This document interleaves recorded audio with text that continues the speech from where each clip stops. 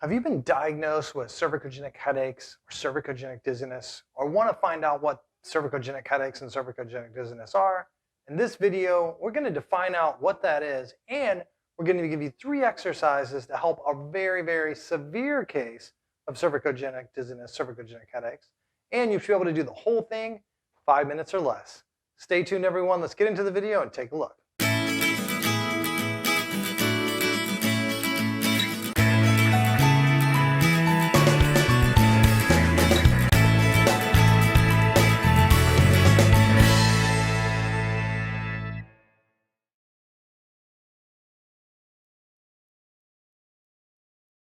Welcome back to another episode of Physio Tips with Marrow. I'm your host, Marrow Burnett. For those of you that don't know me, I'm a board-certified specialist in orthopedic physical therapy, a certified orthopedic manual therapist, and a postgraduate physical therapy educator of physical therapy for the last 15 years.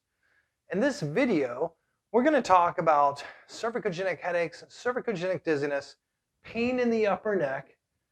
Some of these symptoms can be absolutely debilitating. I had a case recently.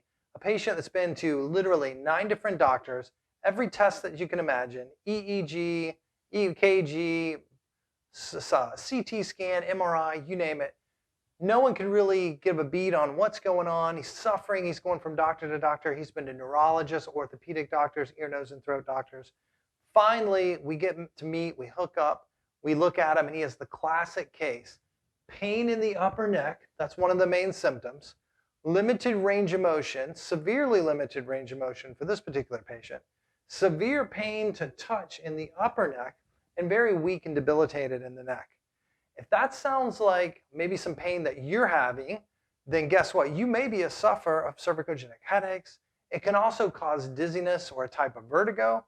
Maybe you've had this strange vertigo. You've been to lots of different doctors. You've had Epley maneuvers, which was very popular. A lot of times this kind of disorder is maybe thought that it's BPPV, benign paroxysmal positional vertigo. It's a very common diagnosis when people have dizziness. And they give this maneuver called the Epley maneuver. Okay, if you've had this done and you notice, wow, it's not doing it for me, I'm still having a lot of symptoms, then you very well may be a sufferer of cervicogenic dizziness or cervicogenic headaches. If that's the case, in this video, we're going to give you 3 really simple exercises to do that should be pretty easy to tolerate, even for a real severe case. Let's get into it. We'll start with exercise number 1. Exercise number 1, we're going to call the Occiput Lift.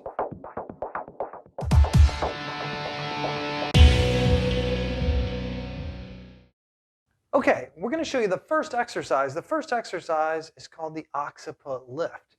The way this is going to work, I'm going to borrow 1/4 pound bag of polypropylene beads. This could be a bag of rice and beans. This could be a bag of cookie sprinkles. If you have a Ziploc bag, it might be something easy to put some in.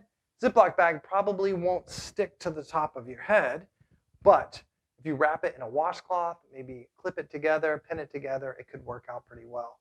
But this is how this exercise works. It can be done in standing or sitting.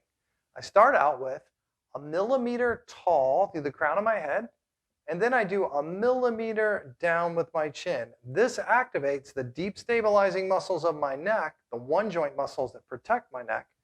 Hold it for 6 or 8 seconds, whatever you can do that's comfortable, and then I relax. And that's rep 1. Millimeter tall, millimeter down with the chin, shoulders relaxed, eyes looking straight ahead. 6 to 8 seconds, whatever you can tolerate, maybe 10 seconds, maybe 5, depends on how you feel. And then relax. That's rep number 2. Maybe we start out doing this 6 to 10 reps, millimeter tall, millimeter down, or to your tolerance.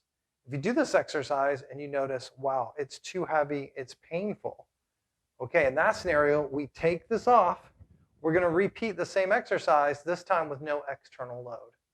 Millimeter tall, millimeter level, shoulders relaxed. Hold it for 6 to 10 seconds. And relax. This could easily be done at someone's office. This could be done in your car seat. This could be done on an airplane. Pretty easy to do. That's called the Occiput Lift. It's a first exercise to get a little bit of weight bearing for the muscles of the neck. Weight bearing turns on the protective muscles of the neck. Okay, that's exercise number 1. Let's get into exercise number 2. Exercise number 2 is going to be a bit of a hip hinge. I'll show you that in this next bit.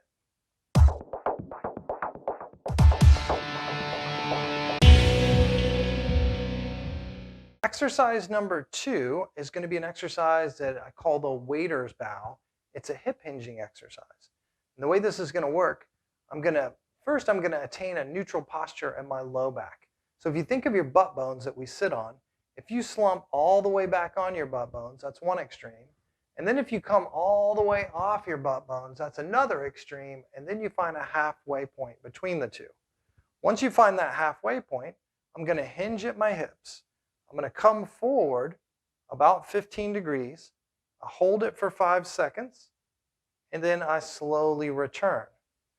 There's a thing called a righting reflex. Your eyes always want to look straight towards the horizon. The way you beat the righting reflex is you let your eyes deviate down, and then you tilt. So now I'm looking towards the floor, and my neck will stay in better alignment with my body.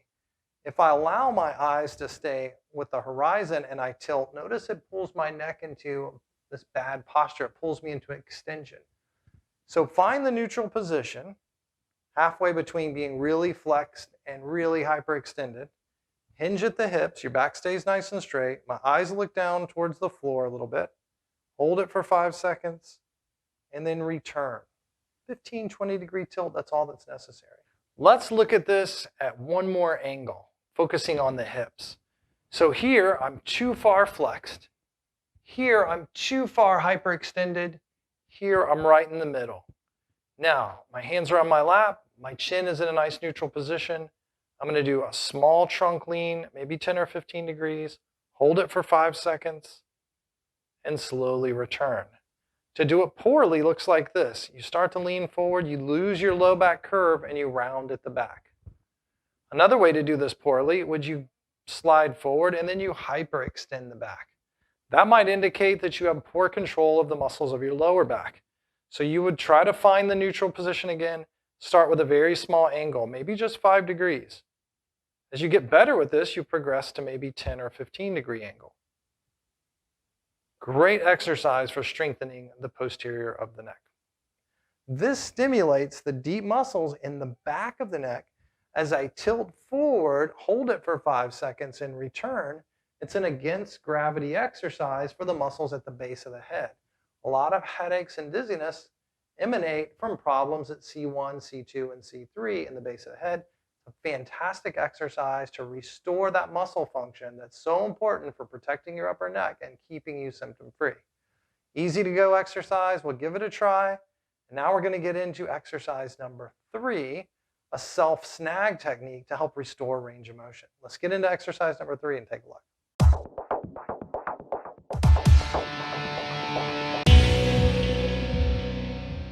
Let's look at our final exercise, exercise number 3. This is called a self-snag technique. It's a technique to help restore pain-free range of motion of the upper neck. Now, I'm going to be using this Mulligan strap, invented by Brian Mulligan, a fantastic physiotherapist from New Zealand, who's forgotten more about therapy than maybe most of us will ever know. But one of the things he came up with was this self-snag technique. It's brilliant for C1, C2. A lot of times, again, if you're having headaches, you're having dizziness, you're having some of these upper cervical symptoms, it's a product of mechanical fault at C1, C2, and also a lot of weakness that needs to be restored with exercise. But let's go with a scenario that turning to the left is extremely painful. That's how it was with my patient that I mentioned earlier in the video. So I taught him this exercise. It goes around the base of the head, right about where the earlobes are, right? Base of the head, earlobe level. And now, I want to, in this case, go to the left. I'm going to switch hands. My left hand's going to take the right strap, and my right hand's going to hold on to the left strap. Now it's in line with about the tip of my nose, front row of teeth. It's important, again, the strap is at the earlobe level. If it drops really low, it probably won't help with your turning to the left, and it may even make it feel aggravated. So bring it back up a little higher. Gentle pressure, pull to kind of take out the slack. I'm going to let the strap do all the work, and I'm going to go all the way to the left as far as I can comfortably. If it starts to hurt, come back, adjust, go up a millimeter or down a millimeter, and then try it again. The idea here is that when you get it right, you go, wow, that doesn't hurt. I can go much further. We do that 2 or 3 times on your first go at it, no more than 2 or 3 times, and then recheck yourself. If this proves useful, then the next day you could do reps of 3 to 6 reps, and you could do that 2 or 3 times during the day. What I recommended for my patient was try this 3 times a day, try the waiter's bow tilting exercise 3 times a day, and try the weighted exercise. If you're having dizziness, you're having neck pain, and you can get up and walk with a little weighted bag on the head for a minute or 2, that's another fantastic exercise. That's all we did for my patient. He did it 3 times a day, 9 different doctors everywhere. I saw him today, and he goes, wow, you're not going to believe this. I'm feeling a ton better. That inspired this video. I hope it helped somebody out there. If it did help you, do me a favor, send me a comment. Let me know how you're doing.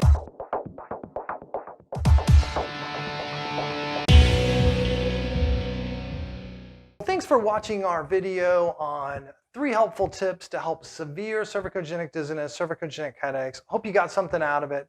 If you are suffering some of these symptoms or you have a loved one, please share this video with your loved one and leave me some comments if you tried it. Let me know how you did, right? If it proves useful, keep trying it. For sure, if it makes you feel bad or makes you feel worse, discontinue. Check with your local physio, see if they can help you out. We appreciate you guys watching. It's bye for now, and we'll see you next time on Physio Tips with Marrow.